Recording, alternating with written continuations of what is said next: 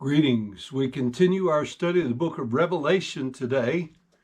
We're moving to chapter 12, and we'll consider verses 1 through 6.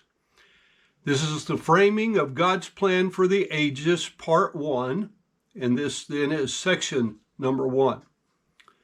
Revelation 12:1 says, "And there appeared a great wonder in heaven, a woman clothed with the sun and the moon under her feet, and upon her head a crown of 12 stars. And she, being with child, cried, travailing in birth and pained to be delivered. And there appeared another wonder in heaven, and behold, a great red dragon, having 7 heads and 10 horns, and 7 crowns upon his head. And his tail drew the third part of the stars of heaven, and did cast them to the earth. And the dragon stood before the woman which was ready to be delivered, for to devour her child as soon as it was born. And she brought forth a man-child, who was to rule all nations with a rod of iron. And her child was caught up unto God, unto his throne. And the woman fled into the wilderness, where she hath a place prepared of God, that they should feed her there 1,260 days." A synthetical look at Genesis through Revelation reveals 5 characters, according to Dr. Criswell. 1, the woman of Revelation 12:1. 2, the dragon of Revelation 12:3. 3, the man-child of Revelation 12:5. 4, the archangel of Revelation 12:7. And 5, the remnant of Revelation in chapter 12, verse 3. Another author, Strauss, points out 4 great things. 1, a great wonder in heaven, that is a sign in Revelation 12:1. 2, a great red dragon in Revelation 12:3. 3, great wrath in Revelation 12:12. And 2 wings of a great eagle in Revelation 12:14. Further, Strauss points out 2 signs. 1, a great wonder in heaven, and 2, another wonder or sign in heaven. This synthetical book, or look at this book, establishes the boundaries of the great spiritual conflict which has raged, is raging, and will continue to rage until Christ appears to make the kingdoms of this world become the kingdoms of our God. It involves the past, the present, and the prophetic. So we must pay careful attention to the context to separate these things and keep them in their correct correlations. The appearance of the sign in heaven, Revelation 12:1 and 2.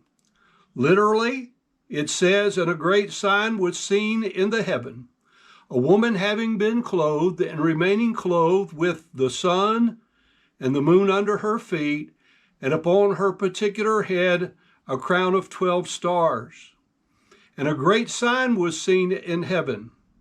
The word "seen" has to do with the physical eye. The transliteration of this word would be our word ophthalmologist. Thus, it means that the sign was seen by those upon the earth, passive voice, the subject being acted upon. The singular of heaven is not used, but the plural. There are 3 heavens referenced in the scriptures. The first heaven is Earth's atmosphere. The second heaven is the universe as we know it. And beyond that is the third heaven, which is God's dwelling place. The context must lead us to conclude that this sign appears in the second heaven, the universe. A woman having been clothed and remaining so with the sun and the moon under her feet, and upon her particular head a crown of 12 stars. Now we only need to examine Genesis 37 verses 5 through 11 to determine the association to an ancient explanation. We will examine it and compare its implications both historically and prophetically. Genesis 37:5 says, "And Joseph dreamed a dream, And he told it his brethren, and they hated him yet the more. And he said unto them, Hear, I pray you, this dream which I have dreamed. For behold, we were binding sheaves in the field, and lo, my sheaf arose, and also stood upright, and behold, your sheaves stood round about, and made obeisance. That is, they bowed in worship to my sheaf. And his brethren said to him, Shalt thou indeed reign over us? Or shalt thou indeed have dominion over us? And they hated him yet the more for his dreams and for his words. And he dreamed yet another dream, and told it his brethren, and said, Behold, I have dreamed a dream more. And behold, the sun and the moon and 11 stars made obeisance to me. And he told it to his father and to his brethren. And his father rebuked him, and said unto him, What is this dream that thou hast dreamed? Shall I and thy mother and thy brethren indeed come to bow down ourselves to thee to the earth? And his brother envied him, but his father observed the saying. Note, the telling of the truth by Joseph prompted questions, hatred, and envy, including rejection by his own brethren. Also note that Genesis 37:10 reveals that Israel understood Joseph's dream of the sun, moon, and stars was a picture of his own family.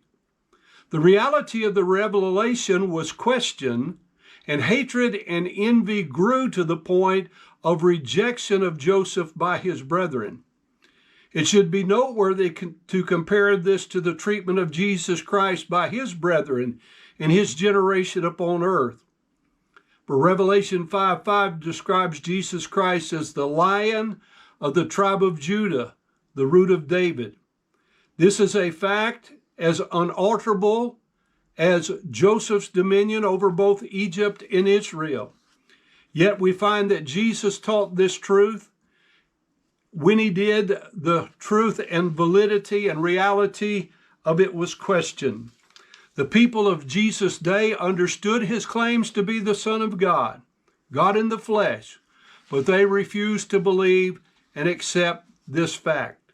In their unbelief, they hated Christ and envied him to the point that they lawlessly crucified him according to God's predetermined, predicted design, as stated in Acts chapter 4 and verse 28.